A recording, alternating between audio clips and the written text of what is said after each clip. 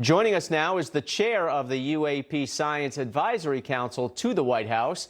He's a professor at Harvard University, Dr. Avi Loeb. So give us the scoop. I mean, what do you know about some of these objects? They are very mysterious. You got this latest video drop. I mean, some of this obviously is a little alarming. I mean, one file released details an intrusion by a reportedly diamond-shaped UFO that was more round at the top. That's how it's being described. And that was in Texas in 2015 near a nuclear weapons facility. So what's your thought process as you start on this big and important council?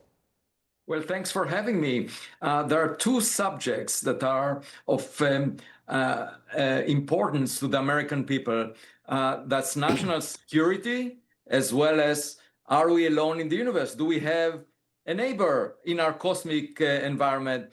And we could address both questions by analyzing the data from the US government that shows anomalous objects out there. And frankly, the Pentagon, as well as the intelligence agencies, are puzzled about the properties of these objects. So my council will try to figure out, like in a detective story, what it's all about. And that's thanks to the directive from President Trump to look into this and declassify all the information that is not of national security importance.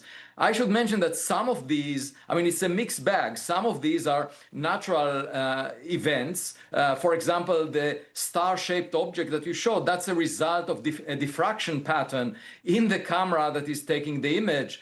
There are also some of the orbs that may be a result of laser spots, the human-made technologies, or a result of ball lightning. That's a natural phenomena. But we are trying to separate the wheat from the chaff and advise the government how to get more information that will get to the bottom of it, because it's important for national security or for fundamental science. Both would provide an important service to the American people. Yeah, it certainly would.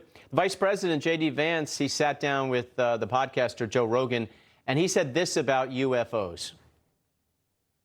Not yet seen any evidence that we have certainly extraterrestrial remains, but there's a lot of stuff before extraterrestrial remains that's also interesting. Like the flight patterns in some of these videos are super weird. So, you know, Vance says they're gonna take a look at it.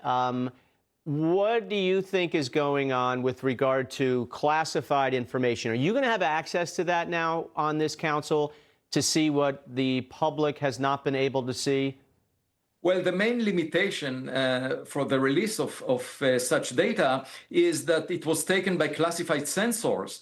And it's not so much the targets that are classified, it's the sensors used to obtain the data. And the clear evidence for that is that we don't have any data from satellites. Obviously, satellites are imaging the Earth with very high resolution. We know that from the Iran war because the launchers of ballistic missiles are localized very quickly. And so we haven't seen any satellite data for that reason.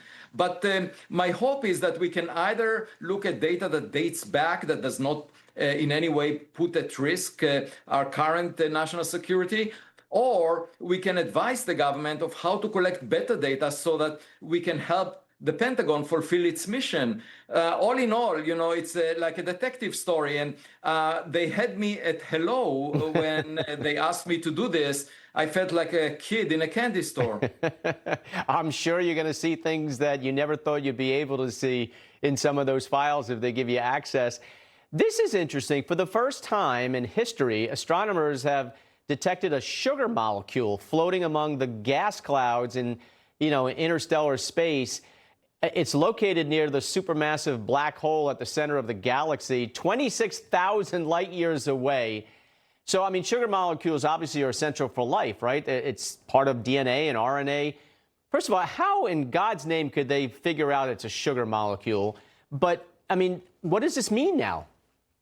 Yeah, so if we measure the intensity of light as a function of the wavelength of light, we can see the spectral fingerprints of various molecules. And for the first time, a 4-carbon sugar that is usually found in raspberries was discovered in the interstellar dust cloud.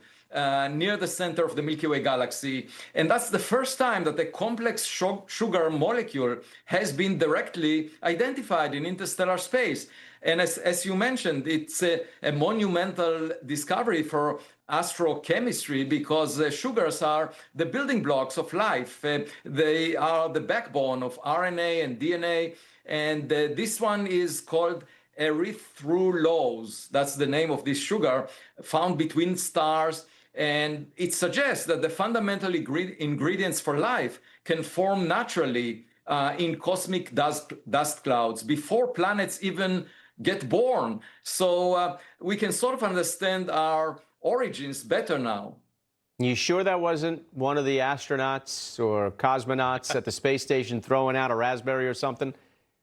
Definitely not. We're looking with very powerful telescopes that are focused on targets very far away. Yes. Well, we can't wait to have you back when you have more information after you've been on the council for a while, because it's obviously very, very interesting. But as you said, it's more than interesting. I mean, it is something we need to know whether or not there are neighbors in space or whether or not it's a national security issue. Both are very, very important. Information. Truth is freedom. Is Newsmax. It's real news for real people.